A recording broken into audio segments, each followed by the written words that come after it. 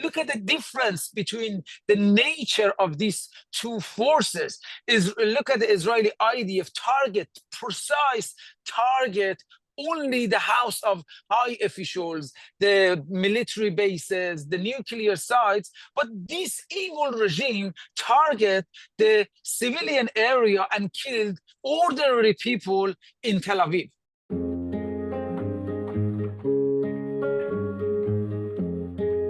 You're listening to East to West. I'm your host, Sarah Martinez Amir, reporting from Jerusalem as the war between Israel and Iran continues.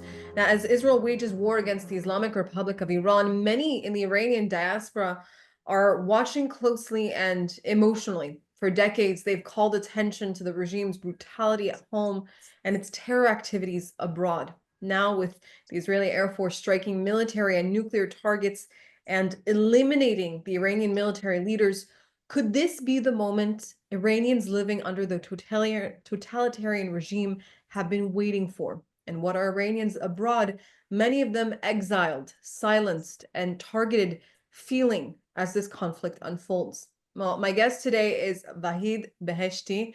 He's a British-Iranian journalist, human rights advocate, and political activist. He's the founder of the Irân Front and a leading voice against the Islamic Republic, both for its internal repression and its global terror operations. From hunger strikes to street protests, Vahid has risked his life to shine a light on Iran's brutal regime.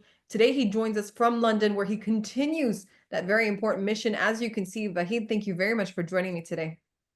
Thank you very much for having me. Yes, as you described, this is a very crucial, historical moment that we are in to change, I would say, the direction of history.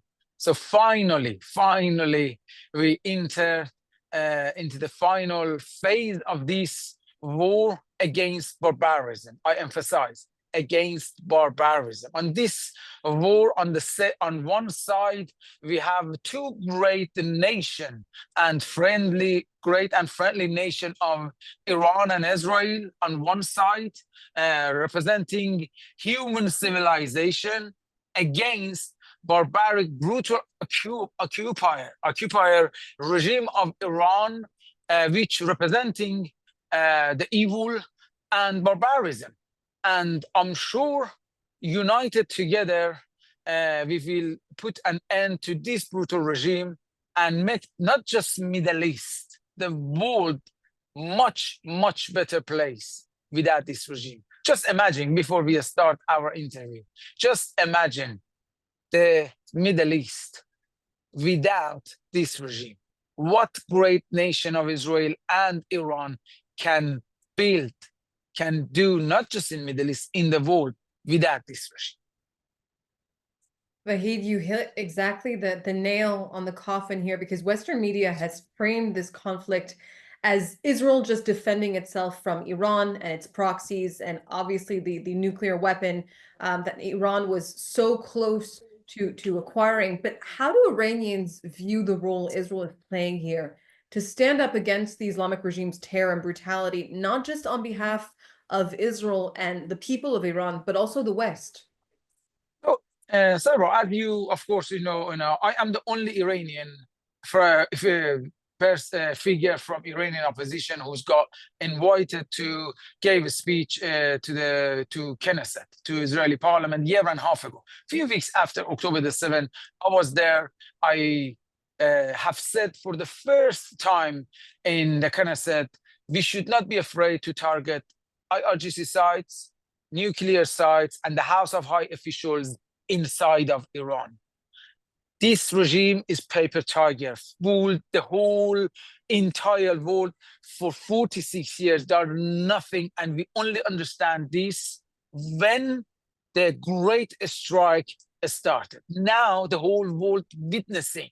Of course, they're firing few ballistic missiles to civilian area. Look at the difference between the nature of these two forces.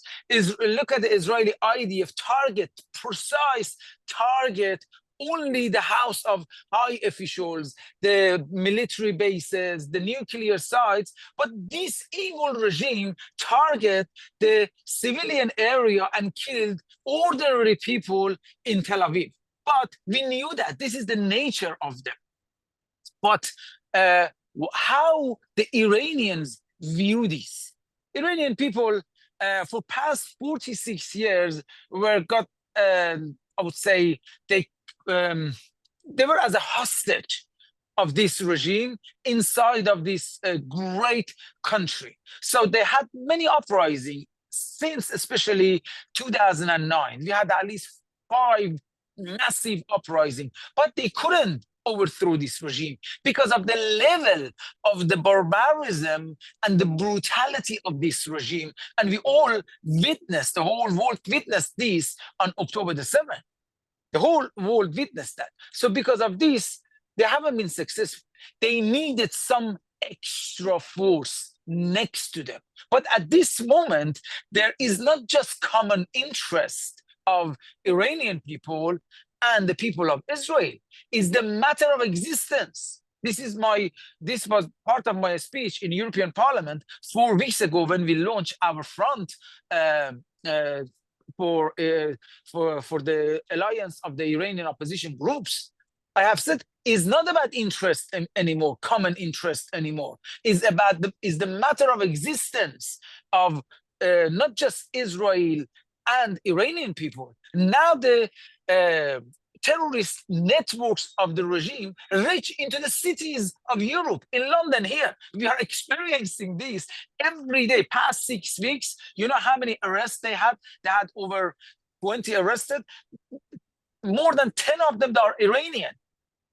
Very active, working freely in London against civilians in London. So Israeli IDF and the Iranian people at this moment are not just fighting for themselves, they're fighting for the whole world. And I think now the whole world start, I would say, waking up gradually. We have been warning the whole entire world and our leaders, especially in European Parliament and in UK. This brutal regime, this evil regime, is not driven by politics, but by an crazy ideology that they believe they have a divine mission, which it's destroying the human civilization, Western civilization, and replace it by caliphate. This is their ideology, and some of them, they're willing to die for this. How can you change this ideology? The world were in this illusion that they can one day, someday, change the behavior of the regime through diplomatic relation, through diplomatic activity. No, you cannot change the nature of a scorpion. Regardless of what you do to a scorpion, it's going to bite you. And this is the nature of this regime. And only Israel and Iranian people understand the true nature of this regime. And we are on that path now, finally.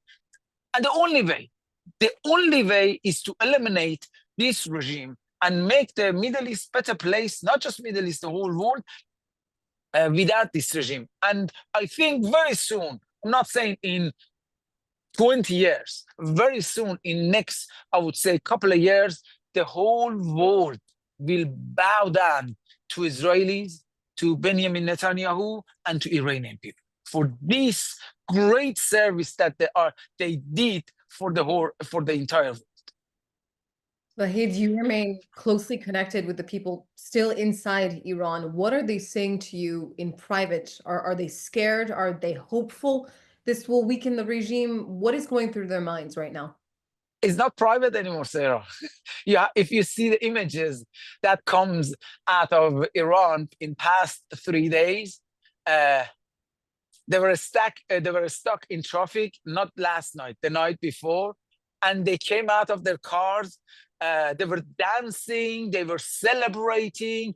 They in their home, they have a picture of Benjamin Netanyahu, they singing for him, and they celebrating. People that were living in Tehran yesterday, but they said, okay, we know we are leaving our home, we are leaving our city, but we are happy, fun, and they are very confident. Look, the missiles and the rocket coming to their some of these houses of high officials, and there are from 200 meters on the roof. They are filming this, and they say we are confident this IDF only target the the regime's high officials. So they are really happy. They express this feeling constantly from Iran, and they are not afraid to express their feeling. So they know they are on the great path that they will finally get their country back, get their freedom back after 46 years. Vahid, you mentioned that in Tehran, those crowds are shouting death to Khamenei. Many Iranians have long hoped for the fall of this regime. What kind of risks are dissidents inside Iran taking to speak out right now? You mentioned those people that are out on the streets, that are celebrating, which, by the way, is, for those who don't know, for our viewers, is actually not allowed in Iran in public spaces, but they're not afraid anymore. What other signs of hope are they showing?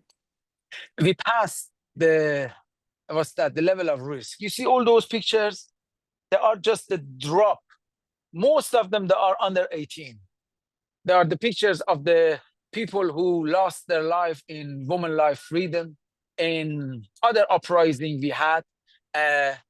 Iranian people are in this war for past 46 years. Some people, they claiming this is not the war of Iranian people. I have said to them in public in my interviews in past 3 days, no, this is our war actually. We are in this war for 46 years against this barbarism.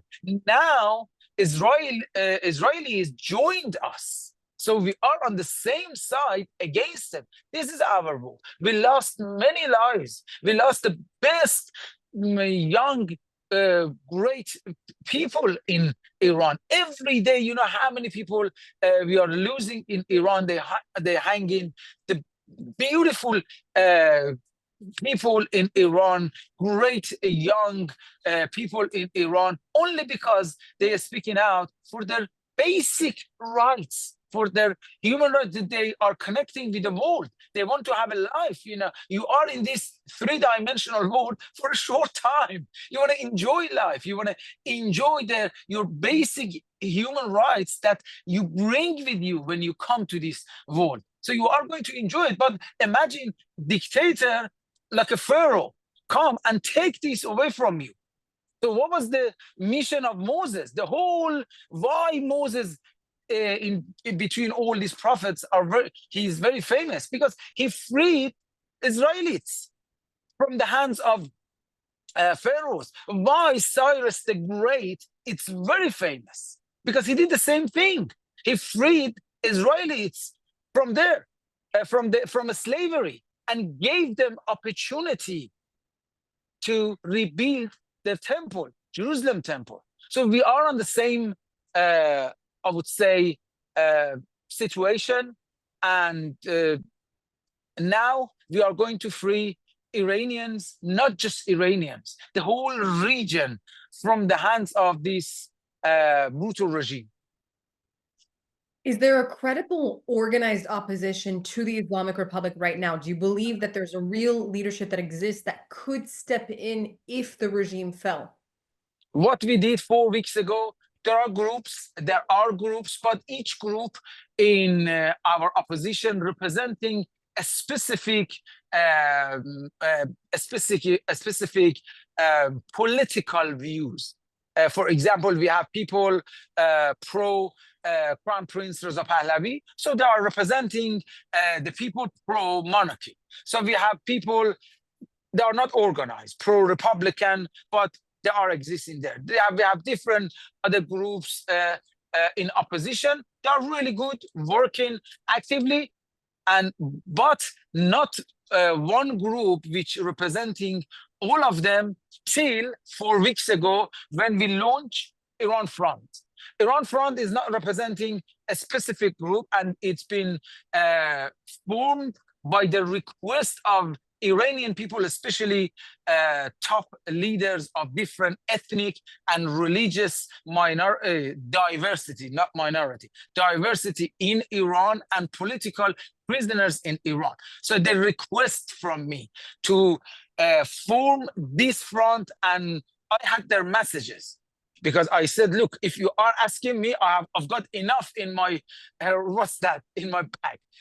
But if you are asking me and the people who are working with myself, so we need an evidence for this, because I want to show it to the people in West. And they gave me the evidence that I needed, and I took this to European Parliament and I showed that to them. This front has been formed by the request of Iranian people inside of Iran. That's why they said, okay, we can launch this front inside of European Parliament. That's what we did. 4 weeks ago, we launched our front, and they call Iranian Front for the Revival of Law and National Sovereignty. So we launched this in European Parliament. We are in collaboration and contacts with many different groups inside of Iran, and that is going to be the surprise for the whole world, the place that this front has inside of Iran. Soon we will see. And I am working with different opposition groups outside of Iran for the moment that this, we all hear from all mainstream media in the world that the Iranian regime collapsed. And from that moment, we enter into the phase of transition. It's not going to be the easy time, I think.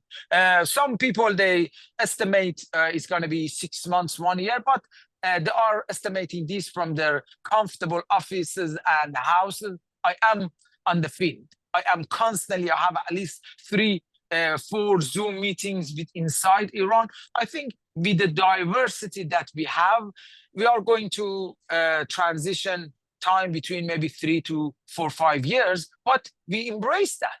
Democracy is not easy. Implementing democracy is not easy.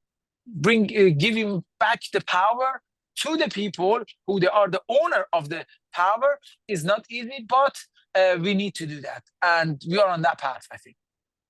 Vahid, you're based in London, but even there you've faced threats and intimidation for your work to prescribe the IRGC as a terrorist organization. Can you speak to how the Islamic regime is exporting terror and repression to the UK and to Europe?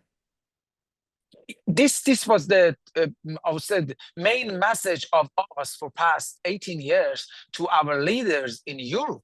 I have said, you are not doing anything for Iranian people. Whatever I'm asking you to do is for yourself here, because we are aware what this regime is doing in your land, in your soil, brainwashing your youth, radicalize your own youth and turning them into the main enemy of your values. I'm talking, for example, if I'm talking about UK, the British values, the human rights values, and now they are experiencing that.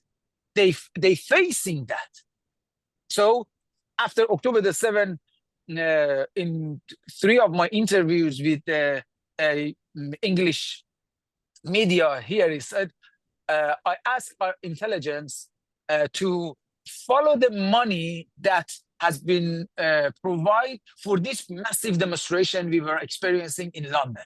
I said, just follow the money. You cannot do that because it should be, is not our job. It's very difficult. But you have you're capable to follow the money, to see where the money comes from. Because I know how much it costs to bring 250,000 people to the street and mobilize these people. So follow the money. I'm sure you find the fingerprint of Iranian regime. After a few weeks, which I was repeating this, Ali Khamenei in one of his speech, he has stated, an idiot in London constantly blaming us that we are the cause of these protests in London and Europe. And few hours after that, and in that speech, I remember, he gave a fatwa against UK, Israel, France, and America. He says these countries are against Islam. You know, this just short sentence is fatwa against all citizens of these countries. So any Muslim who believe in Ali Khamenei can just act as hear this short sentence. This is a fatwa and give authorization to that person to come and kill that person because he says, okay, they are against Islam. So a few hours after that, a global jihad. Exactly. So a few hours, maybe 6 hours after that, they came and split red paint here to the wall, to the main wall of Foreign Office in front of our cap. So then our leaders now experiencing what we have been warning to them and the level of the activities of this regime in their countries and destroying their culture, civilization, because this is their ideology. This is their mission. If you read the books of, for example, Sayyid Qutb, Sanhuri, the founder of Muslim Brotherhood, because Khomeini is copying exactly them. And Khamenei is the first person who translates these books of Muslim Brotherhood into Farsi. So they talking blatantly about it. We have to destroy Western civilization in order to build Islamic State, Caliphate. So they are blatantly talking about destroying our values, our civilizations. But our people sometimes think they can sit down and talk to these people. That's why none of their effort yield result in past 46 years. That was my question to our former foreign minister, Mr. David Cameron. He says, we are not prescribing IRGC in response to my request because we want to keep the open channel of communication open. My response was, what is your achievement in past 46 years from keeping this channel of communication open? You couldn't even save one of the, people of your own country, which was hostage, and they hanged him. You couldn't release even one of the hostages. You had to pay, for example, for Nazanin Zaghari, you had to pay 450 million pounds to them to release them. So none of your effort yield result. The Western government's diplomatic efforts, which in the face of the Islamic regime obviously lead nowhere. How should Western governments, especially the US and the UK, respond now in order to help the Iranian people? We are not asking them to help Iranian people. We are not asking for help. We're asking them to help themselves. So now, as I said in the beginning, Israelis and Iranians are not just fighting for themselves. They're fighting for our civilization. They're fighting for the freedom of the world, for fighting for all of them in America, in Europe. So their only duty now at this very crucial moment is to full force back Israelis and Iranians in this war against barbarism. Just imagine, look at Iran. You know what? Iran is the land of opportunity. Unfortunately, some of these leaders are very focused on very short, limited interest with this brutal regime. But Iran is the land of opportunity. This great land, we have none of these giant companies still there. Is untouched lands with the great 90 million people there who can be a great opportunity for any country, for any companies. So we can have a great relationship with the whole entire world. Just imagine for all of us, for both great nation, Israel and Iran, we can build the first trade bloc in the Middle East, like EU.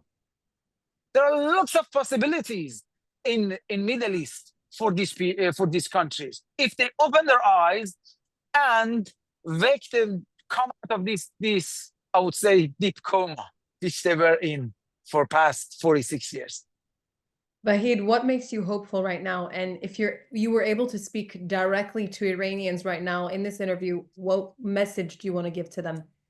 So I'm constantly talking to them every moment. But Iranian, they know what to do. You know, we are organizing a different specific groups in different areas of Iran now. Hopefully you will see in the next, I would say from 5-6 days after, from a week from now, they start taking the street back. From 2 nights ago, they start shouting, you know, death to Khamenei, death to dictator, start getting back. But what they're waiting for, to be honest, they are counting the seconds for an elimination of Khamenei. So that's going to be, I would say, moment that Iranian, without asking them, every one of them, they're going to come to a street. But now we are organizing and talking to our groups and publicly talking to everyone as well to be prepared to come back to the street. Again, same as 3 years ago in Women Life movement. But we need more struggle, of course, you know, and then we're going to wait. We are going to witness some of these political figures of the regime, like Pezeshkian, like Ghalibaf, like the head of judiciary, and others to be eliminated, especially Zarif. Zarif is one of them, which Iranian people, they love to see him eliminated by IDF. And then the whole world witness what Iranian people will do. They're going to come back to the street and finish the job themselves. Vahid Beheshti, thank you very much for joining me today from the streets of London. We will continue to update our viewers on the unfolding situation between Israel and Iran. Thank you. Thank you.